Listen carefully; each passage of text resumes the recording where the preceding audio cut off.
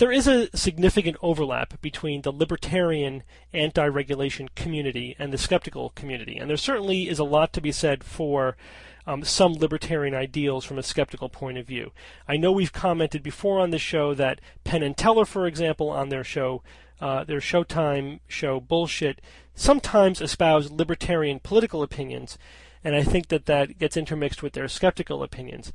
And most of the time, in fact, I agree with them, although I do think that the extreme libertarian position is not logical and not justified, and this is why. First of all, when you say that a market should be unregulated, that assumes that market forces will produce a better outcome than government regulation. I would agree that that logic and evidence, especially historical evidence, strongly favors the opinion that most markets in fact do better when they are unregulated by the government, when you in fact let market forces allow a natural equilibrium emerge from a bottom-up type of self-regulation, and that the most markets are too complex for a government to regulate from the top down. I think, in my personal opinion, history would support that, and I do think that the evidence to that extent favors leaving markets unregulated. But I don't think that you can say, therefore, that is true in every single market, and that government regulation is always bad. I think that is an argument ad absurdum in a way. With respect to medicine in particular, we have to say is what would market forces produce?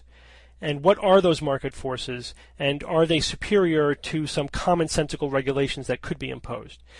In fact, in this country, in the United States, since the Dietary Supplement Health and Education Act of 1994, which deregulated supplements, we now have 12 years of experience to compare drugs, which are very highly regulated by the FDA, in the Food and Drug Administration in the United States, and supplements, which are completely unregulated.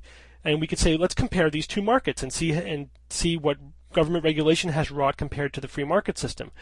What we have in the free market system, the unregulated supplements in the last 12 years, has been an absolute explosion of marketing of these things. And normally when you have a vast increase in the marketing of any product, that leads to competition and better products and better things for the consumer, greater efficiency, more choices, better quality. But is that really true in medicine? That would imply that consumers are choosing their supplements based upon the quality of the supplements. For example, whether or not they really work. However, I would argue that the evidence strongly shows that anecdotal evidence, which means the individual experience of people taking supplements, is completely unreliable. That personal experience, except for extreme immediate side effects, that for the most part, our personal experience with medical interventions is anecdotal and therefore highly misleading. In fact, I think the evidence strongly shows that anecdotes lead us to conclusions we wish to be true, not conclusions which are true. So that means that the consumer really has no way of driving an increase in quality. They have no way of choosing which supplements are better than others, because all they have is their own personal anecdotal experience to go upon, maybe the anecdotal experience of other people that they know. But that is completely misleading. Only very carefully accumulated statistical evidence really has any way of discerning supplements that work from supplements that do not work. Therefore, I would argue that market forces would not drive quality within a market such as supplements. Further, what people do tend to gravitate to are claims which meet their hopes and expectations, which means, if anything, market forces are encouraging greater and greater and more sensationalistic and more hopeful claims on the part of supplement marketers, and that is in fact what we have seen. More supplements with more fantastical claims, without any quality control, without arguably any actual beneficial effect to the consumer. In fact, what we have seen is the marketing of specific supplements completely explode based upon the claims that are made for those supplements, such as the ones that I've mentioned at the previous email, echinacea, ginkgo biloba, St. John's wort, to name a few. And yet, when studies were done, and these were studies which were done by the government, done by the NIH to the National Institutes of Health to look at whether or not these supplements actually work, it found out that they don't work. And that didn't really significantly impact the market that much, because the market has been pretty much totally cut off from the scientific evidence. So therefore, the other argument that I've heard, the other sort of libertarian anti-regulation argument is made that, well, like Consumer Reports or other agencies, whether it's the government or academics or private investigating agencies, will look at these products, will inform the consumers which ones have better quality than the others, and that will drive quality within the market. But we've seen that that's not true. That's not what happens. In fact, marketing of these things which don't work happily continues despite in the face of negative evidence. So my position, based upon the experience with these various markets, is that companies should be given the burden of proving that their products are safe and effective prior to marketing. In fact, the other factor here is that doing biomedical research is hard work and takes a lot of money.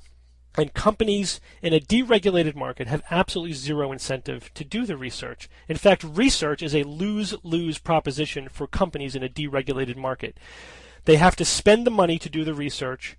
The research has the potential to show that the product is either unsafe or doesn't work, which can only have the effect of decreasing sales, decreasing the marketing of that product. Again, it may not have a dramatic impact on it, but it certainly is not going to help. And if the research shows that it does work, it probably won't help because the company's already marketing it with the claims that it does work. So if you can basically make claims that a product works without doing the research, doing research is a lose-lose proposition.